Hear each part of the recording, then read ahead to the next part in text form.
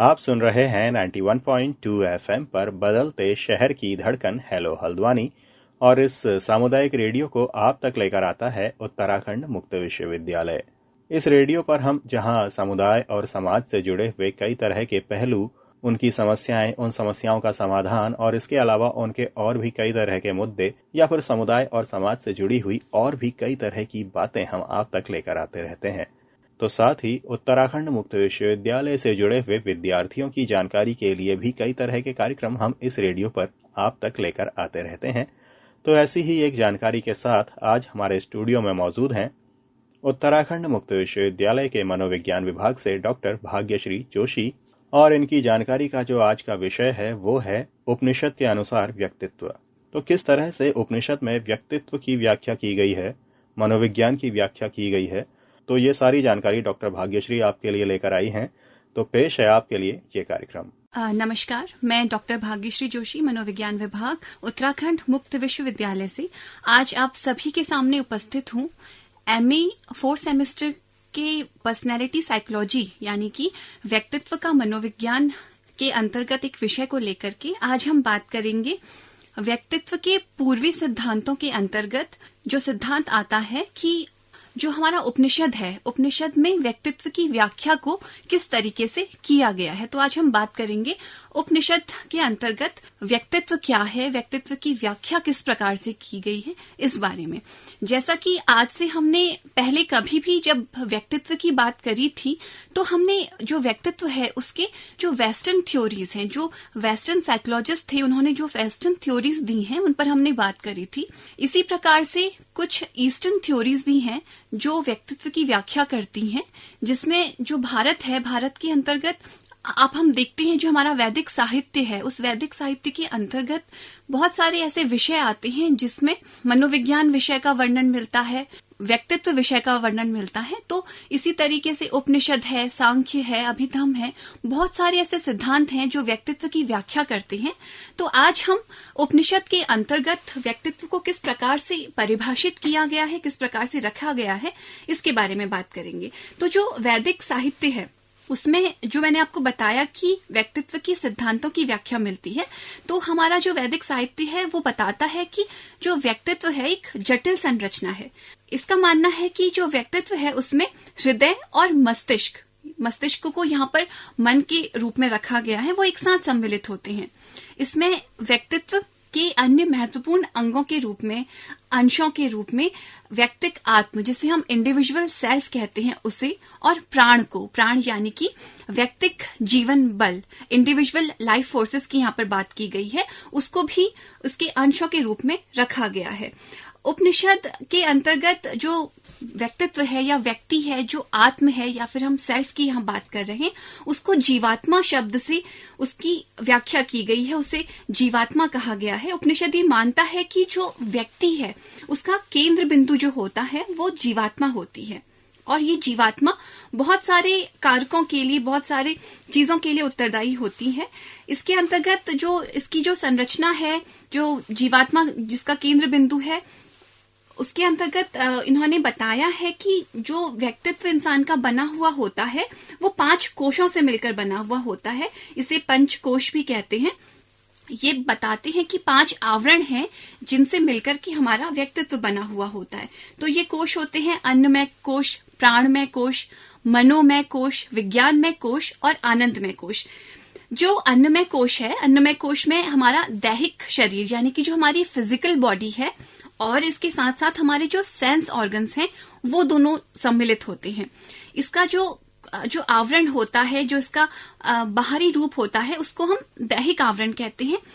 और इसके अंतर्गत हमारे जितने भी ऑर्गन्स हैं, यानी कि हमारे संभाषण तंत्र हैं, हमारे हाथ हैं, पैर हैं, हमारे उत्सर्जन अंग हैं, जनन अंग हैं, इसके अलावा जो हमारी ज्ञानेंद्रियां हैं, 5 ज्ञानेंद्रियां अर्थात हमारी आंख, नाक, कान, जीभ, त्वचा इसके अंतर्गत सम्मिलित होती हैं। इसके अलावा हमने बात करी थी जो दूसरा कोश है वो है प्राणमय कोश। मैंने अभी आपको बताया कि 5 कोशों से मिलकर के जीवात्मा बनी हुई होती है। तो अगला कोश जो आता है वो प्राणमय कोश होता है। व्यक्ति के जीवन को बनाए रखने के लिए जो 5 बल होते हैं, 5 यहाँ पर फोर्सेस की बात की गई है, जिसको हम वायु, अग्नि, जल, पृथ्वी और आकाश कहते हैं। तो इसको प्राणमय कोश के अंतर्गत इन्होंने रखा है। इनका ये मानना है कि जो व्यक्तित्व है हमारा, यानी कि जो जीवात्मा है, हम साइकोलॉजी में पर्सनैलिटी टर्म को यूज करते हैं, उसी पर्सनैलिटी को यहाँ पर ये जीवात्मा, उसी व्यक्तित्व को या आत्म को ये जीवात्मा कह रहे हैं। तो यहाँ पर इनका कहना है कि जो हमारी जीवात्मा है वो किससे मिलकर बनी है? वायु, अग्नि, जल, पृथ्वी और आकाश से मिलकर बनी है। इसे ये जैव आवरण कहते हैं, या फिर इसको जैव बल के नाम से भी यहाँ पर पुकारा जाता है। इसके अलावा उपनिषद का ये मानना है कि जो अगला कोश जीवात्मा को बनाता है, या इसका जो अगला आवरण है, वो होता है मनोमय कोश। जैव आवरण के बाद ये जो आवरण होता है, ये तीसरा आवरण होता है। इसको हम लोग मानसिक आवरण के रूप में देखते हैं। ये मन जो है व्यक्तित्व का महत्वपूर्ण अंग होता है, हम सभी जानते हैं, जो कि आकारहीन है, स्थानहीन है, और यही मन इसके अंतर्गत आता है। मनोमय कोश के अंतर्गत इसी मन का आकलन किया जाता है, इसका विश्लेषण किया जाता है, इसी की व्याख्या की जाती है। ये क्या करता है? हमारी अनुभूतियों को संकलित करने का कार्य करता है। इसके अलावा जो अगला कोश आता है वो होता है विज्ञानमय कोश।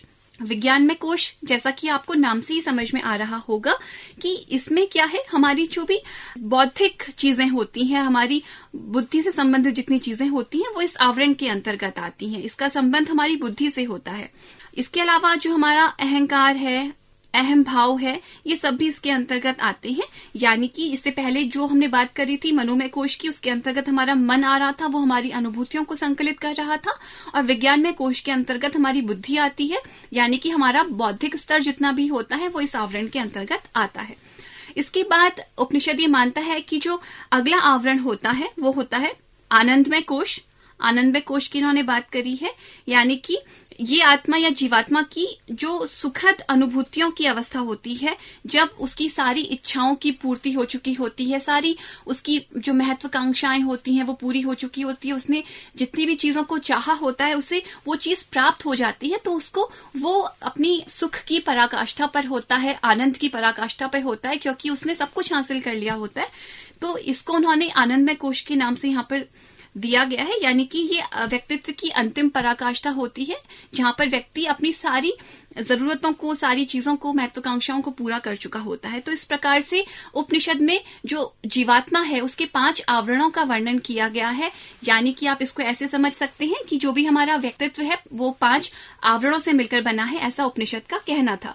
इसके अलावा उपनिषद में चेतना के विभिन्न स्तरों का वर्णन किया है। उनका ये मानना था कि जो हमारी चेतना है, हमारी कॉन्शियसनेस है, उसके भी कई सारे लेवल्स होते हैं। तो इसमें उन्होंने जो पहली अवस्था बताई थी वो होती है जागृतावस्था। इस अवस्था में जो चेतन है वो बाहरी वस्तुओं की पहचान करता है, तथा इसमें जो ज्ञानेंद्रियां होती हैं वो मन के साथ सक्रिय हो जाती हैं। जितनी भी हमारी अनुभूतियां हमको हमारे वातावरण से हो रही होती हैं वो यहाँ पर आती हैं। यानी कि हम जागृत अवस्था में होते हैं और अपने वातावरण से उन सारी अनुभूतियों को यहाँ पर ग्रहण कर रहे होते हैं। यहाँ पर जीवात्मा को विश्व की संज्ञा दी गई है। इसके अलावा जो चेतन के स्तर इन्होंने बताए हैं, इसमें जो अगला स्तर है वो होता है स्वप्नावस्था का। यहाँ पर यानी कि स्वप्नावस्था को अपने और भी सिद्धांतों में जो वेस्टर्न थ्योरीज है उन्होंने भी यहाँ पर स्वप्न का वर्णन किया है, स्वप्नावस्था का वर्णन किया। तो उपनिषद में भी हमको स्वप्नावस्था का वर्णन मिलता है। इस अवस्था में व्यक्ति को सूक्ष्म आंतरिक वस्तुओं का ज्ञान होता है, या फिर जो मन द्वारा प्रत्यक्ष संज्ञान होता है वो यहाँ पर उसको यहाँ पर प्राप्त होता है। इस अवस्था में ज्ञानेंद्रियां बाहरी जो दुनिया होती है उससे सूचनाओं को ग्रहण नहीं करती, फिर भी उसका मन जो होता है वो सक्रिय होता है। क्योंकि आप सोए हुए होते हैं, आप स्वप्न में होते हैं, तो आप अपने वातावरण से, अपने जो भी वातावरण से आपको उद्दीपक मिल रहे होते हैं, आप उन्हें ग्रहण तो नहीं कर रहे होते, लेकिन फिर भी जो आपका मनस है, आपका मन है, वो यहाँ पर सक्रिय होता है। इसके अलावा जो अगली अवस्था होती है वो गहरी निद्रावस्था होती है। ये चेतना की अगली अवस्था इन्होंने इसको बताया है। इस अवस्था में सभी अनुभूतियां आंतरिक आत्म तथा सार्विक आत्म दोनों में ही मिल जाती हैं। ज्ञानेंद्रियां सक्रिय नहीं रहती, परंतु आत्म अपनी शक्ति से उनका प्रत्यक्षण करता है। इसके अलावा इन्होंने और जो अवस्था बताई है वो है तुरीयावस्था। ये इनकी चेतना की अंतिम अवस्था है। ये पूर्ण या अपरिवर्तित अवस्था होती है। इसे सतत पहचान की अवस्था कहते हैं। हम सभी तरह के परिवर्तनों के बीच चलते रहते हैं, जिनका ना कोई आदि होता है ना कोई अंत होता है। यहाँ पर हम उन अब जो परिवर्तन होते हैं उनको स्वीकार करते हैं, उन परिवर्तनों की पहचान करते हैं और उन सब चीजों की अनुभूतियों को करते हैं। इस अवस्था में व्यक्ति का जो व्यक्तित्व होता है वो सभी तरह की सीमाओं एवं इच्छाओं से मुक्त हो जाता है। इसको आप उसी तरह समझ सकते हैं जैसे मैंने आपसे कहा था इससे पहले जब हम आवरणों की बात कर रहे थे कि जब जो आखिरी आवरण होता है, जहां पर जो आनंदमय कोश होता है, जहां पर आपकी सारी इच्छाएं पूर्ण होने के बाद आप किसी सुख की पराकाष्ठा में होते हैं, तो ये भी तुरीयावस्था भी उसी अवस्था को यहाँ पर दिखा रहा है कि जब हम लोग पूरी तरीके से संतुष्ट हो जाते हैं तो हम एक अपनी सुखद अनुभूतियों की पराकाष्ठा में होते हैं। तो यहाँ पर तुरीयावस्था का भी मतलब उसी चीज से होता है। तो इस तरीके से उपनिषद में व्यक्तित्व की व्याख्या की गई है। तो आज हमने जाना कि किस प्रकार से जो हमारा भारतीय वैदिक साहित्य है उसमें किस प्रकार से मनोविज्ञान का वर्णन मिलता है, किस प्रकार से व्यक्तित्व का वर्णन मिलता है। इसके अलावा और भी बहुत सारे सिद्धांत हैं जो हमें व्यक्तित्व की व्याख्या देते हैं, जो मनोविज्ञान को बताने की कोशिश करते हैं, जिसमें सांख्य सिद्धांत है, योग सिद्धांत है, अभिधम सिद्धांत है, जिनका वर्णन हम आगे के लेक्चर्स में जरूर करेंगे। तब तक के लिए नमस्कार।